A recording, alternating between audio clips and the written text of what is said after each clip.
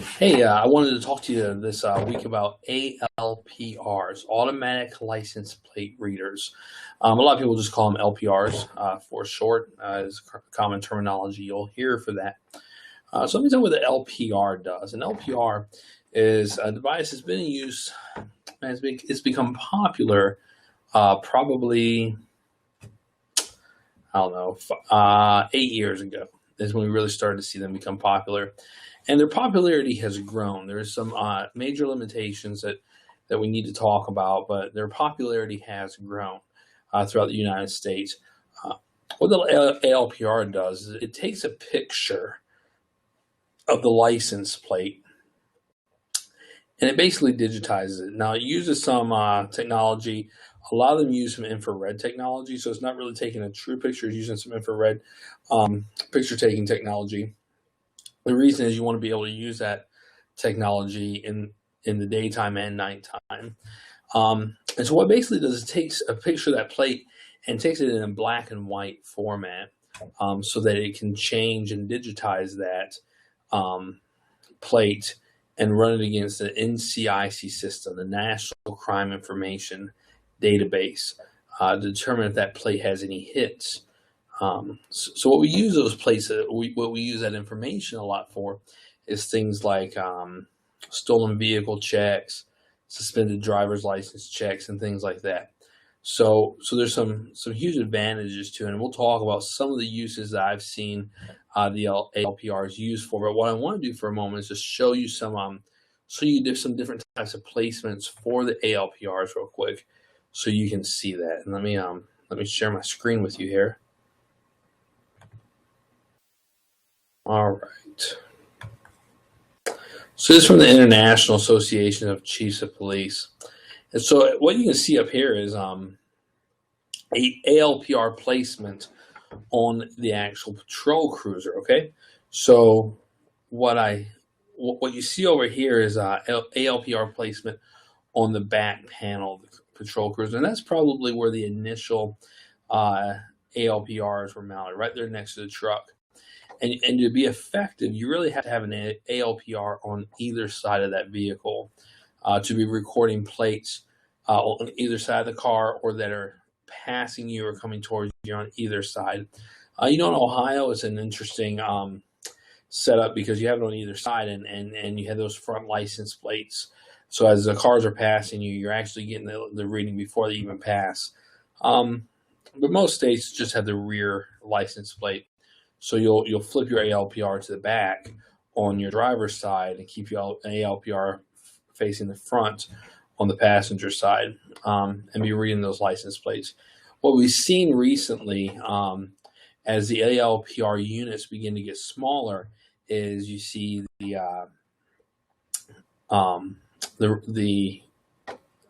overhead light or the emergency light mount. And so that's what you can see here in the center is that mount on top of the cruiser, and that's something we see often. As they're becoming smaller, they're not creating such an obstruction on the lights. Now down here is what you're going to see that the patrolman is actually going to see in his cruiser, and what's happening here is one of the cool features about the ALPR is it's taking a picture of every single thing, every plate that it runs. Now, here's the interesting thing. It's not always plates that it's running. Sometimes when I'd be driving by with an ALPR, it would actually take a picture of a gate rail because it sees those gate rails as 1111. And so the advantage to the picture is when you drive by a vehicle, what you'll see on this screen is it will actually flash red if it's on the hot list, and it'll speak to you. It will say stolen vehicle. It'll be flashing red, and it will want you to acknowledge. And what you're doing in this case is it's taking a picture of the vehicle. And a lot of times what we see, in this case it doesn't, but a lot of times what you see is the overview of the vehicle like here, and then on this side you actually see the close-up picture of the license plate. Then down here along this line right here, you will see what the ALPR read that license plate to be. Why that's important is because ALPRs error quite often. So a lot of times an ALPR will read a 3 as an 8, or will read an E as an 8. or an S as an 8, or we'll read an L as a 1, or an I as a 1. And so what you need to do as a patrolman is you need to do a visual inspection of this number and then the plate that it actually read, so you can see if the ALPR read it properly. On top of that, another error that we have, and that no one's really gotten around yet, is multi-state license plates. So if you're in an area with a lot of out-of-state license plates, you might be getting hits on a New York plate that's stolen, but it's actually an Ohio license plate, because what the ALPR can't do is it can't detect that license plate, what state it's from. So it's a limitation of the system, is they can take a picture of that plate and run those numbers and see if that number is on a hot list anywhere in the nation. But obviously, some of those numbers are reused over and over again because that same number is in different states. Because New York really doesn't care what Ohio's license plate number is, and Ohio really doesn't care what South Carolina's license plate number system are. They have their own numbering system. There's no national license plate standard, really. So a lot of times you'll get a hit and you'll look at it and it'll be 1, 2, 3, ABC. And then it'll say NY. So there's a hit for that license plate, 1, 2, 3, ABC, in New York City. However, when you look at the physical plate, when you look at the picture, you'll see that it is an Ohio license plate. So you know that that hit's not a valid hit and that you really don't have to do anything with it. Another use of the ALPRs that we see is some covert mounting. So you can see it in here on this vehicle. They have covert mounting ALPRs because they do kind of stand out. And so one of the reasons you would use the covert mount ALPRs, we used the ALPRs a lot in data dumps. So what your narcotics units can do a lot of times is drive down a street that has heavy drug activity, and they'll just keep driving down those streets, and they'll hit all those streets every couple of days, and begin to develop a database of license plates that are commonly in the area. So they can develop, they can develop confidential informants off of that database. They can kind of look to see what kind of people they're associating with and that kind of thing. So what's happening is that ALPR is taking pictures of all the license plates it's running, and then it's also, at the same time, taking a GPS location. So the officer can actually run by GPS location what license plates were ran. That's one of the advantages of the ALPR. So if I'm looking for a license plate, I don't necessarily have to go through 500 pictures to find that license plate. It's digitizing it for me and putting it into an Excel spreadsheet, so I can actually just do a word search for that license plate. Now, with that said, we have to understand the limitations of the ALPR. Like I said, sometimes L's read as 1, 8's read as 3. And so when we know our limitations, then we can expand that search and put in some of those faults we know traditionally happen to pull out some of that data that might be faulty data based off of the search that we've done. Here's some mounting systems. Now here where these mounting systems are, you would say that, well, what if a stolen vehicle drives by?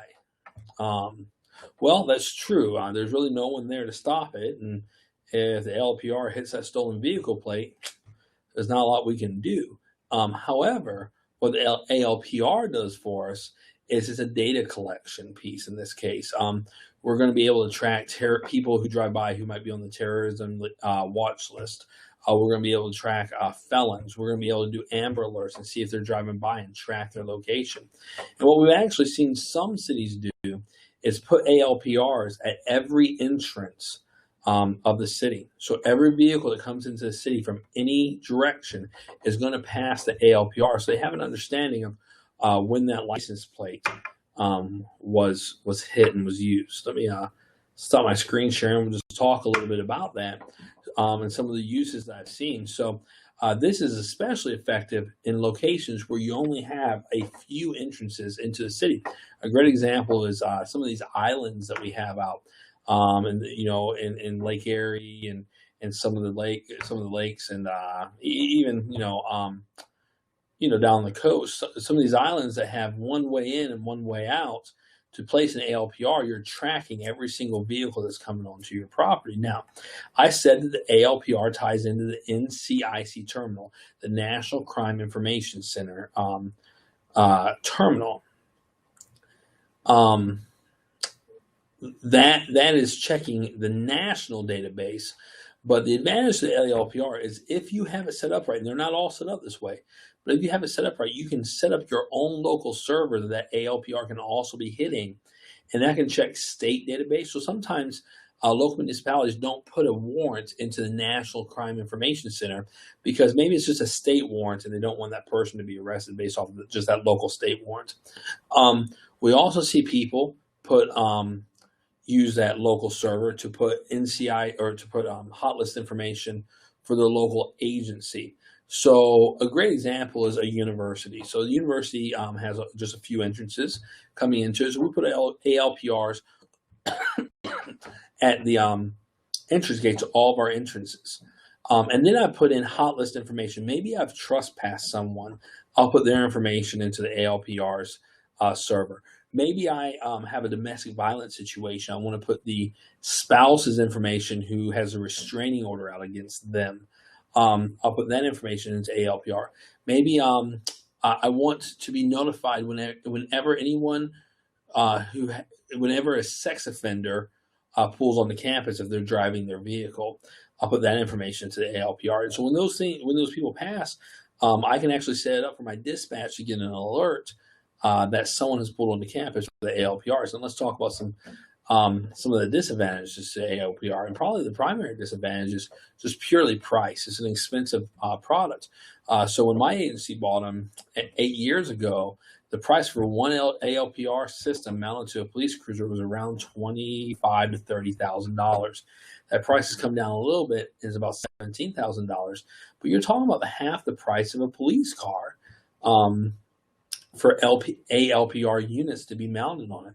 Now, some of the advantages is the police officer isn't fumbling trying to run plates as they're driving by people. As they drive by a person, they get alerted that person has a warrant.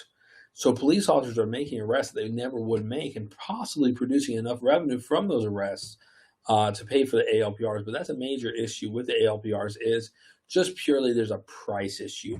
And that's something that you have to consider when looking at the ALPRs. The second thing is there's a lot of error, And so when you're trying to run intelligence and you're trying to pull data from those ALPRs, you have to factor in the error piece and try to plan for that and properly search that database properly with the known errors in place. So ALPRs is a great wave of the future. I think that we're going to see more and more throughout the country.